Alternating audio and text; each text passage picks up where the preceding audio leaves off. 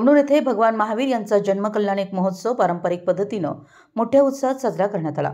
येथील समस्त दिगंबर जैन समाज, श्री 1008 भवन, शांतीनाथ दिगंबर जैन मंदिर समिती, भगवान महावीर जन्मोत्सव समिती, वीर सेवा दल व वीर महिला मंडळ यांच्या संयुक्त विद्यमानं भगवान महावीर यांचा जन्मकल्याण महोत्सव निमित्त विविध कार्यक्रमांचं आयोजन केलं होतं।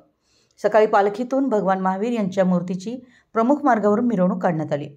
लकी ड्रॉ पद्धतीनं रथात बसण्याचा मान सव्व श्री सुजन भाऊसो शिरगुप्पे यांना मिळाला। ही मिरवणूक गावभागातून महादेव मंदिर, झेंडा चौक, मुख्य चौक, साखर कारखाना मार्गावरील सुरेंद्र केटकाळे यांच्या घराजवळ गेल्यानंतर तिथे भगवंताची पूजा झाली। तिथून पुन्हा मिरवणूक प्रमुख मार्गाने जैन मंदिरासमोर आल्यानंतर याची सांगता झाली। मिरवणुकीमध्ये युवक व महिला मोठ्या संख्येने सहभागी झाले। त्यानंतर मामाली गाडी सांस्कृतिक हॉलमध्ये महाप्रसादाचा कार्यक्रम झाला। समस्त जैन समाजाच्या वतीनं जयंतीनिमित्त रक्तदान शिबिराचं आयोजन करण्यात आलं। 76 युवकांनी रक्तदान केलं। जयंतीनिमित्त वाचनालयाचे उद्घाटन संजय कोले यांच्या हस्ते करण्यात आलं।